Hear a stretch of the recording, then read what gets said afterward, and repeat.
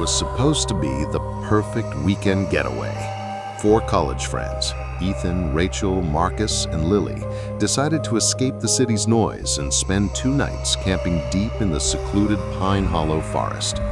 They carried backpacks stuffed with supplies, a brand new tent, and enough food for the trip. The trail was long and winding, with towering pines that cast sharp shadows on the narrow dirt path. Ethan, the most adventurous of the group, led the way with a confident smile. Marcus, quieter and more observant, kept glancing at the treetops, uneasy about how thick and unnatural the woods seemed. Rachel and Lily laughed behind them, recording videos for fun. None of them noticed the chilling silence that replaced the usual forest sounds, the absence of birds, the lack of wind, and the eerie stillness that followed them as they entered deeper into Pine Hollow. By the time they set up camp, the sun had dipped low, painting the horizon a fiery red before surrendering to darkness. The group built a small fire, roasted marshmallows, and told ghost stories, laughing off their own nervousness. But as the firelight flickered, Marcus swore he saw something move between the trees, a figure too tall, too thin, standing unnaturally still. He didn't say anything, not wanting to ruin the mood. Later, while Rachel filmed their campfire vlog, her camera picked up a faint outline behind them, just beyond the circle of firelight. She thought it was a trick of the flame, but when she replayed the clip, the shadow had eyes, 2 glowing, pale orbs staring directly at them. Uneasy laughter turned into nervous glances. "Probably just light reflecting," Ethan said, tossing another log onto the fire, but no one truly believed him. That night, sleep did not come easily. The forest was far too quiet, the silence pressing heavily against their tent walls. Then came the whispers, soft, slithering voices, as though the trees themselves were murmuring secrets.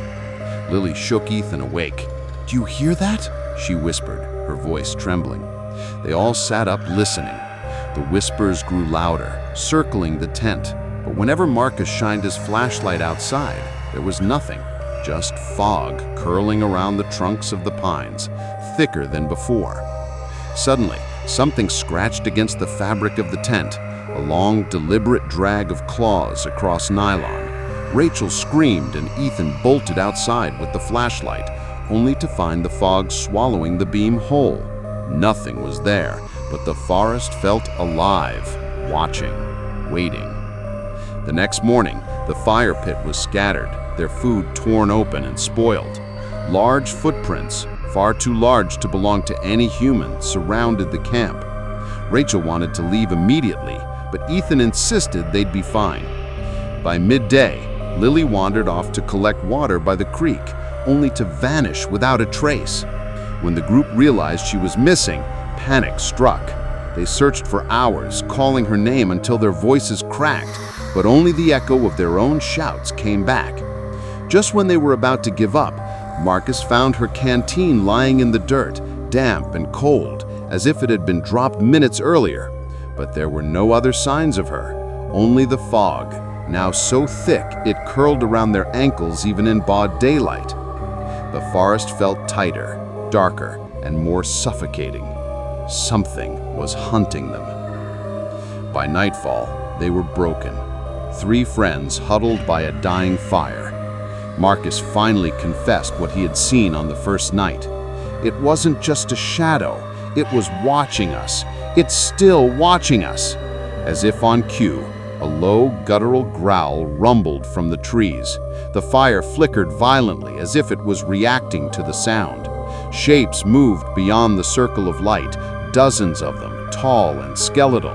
Rachel's camera, left running, captured glimpses, elongated limbs, faces stretched unnaturally, and those glowing eyes, countless pairs encircling them. Then, without warning, one of the figures lunged at Marcus, dragging him into the dark before anyone could react. His scream echoed through the forest, cut short as if it had been swallowed whole.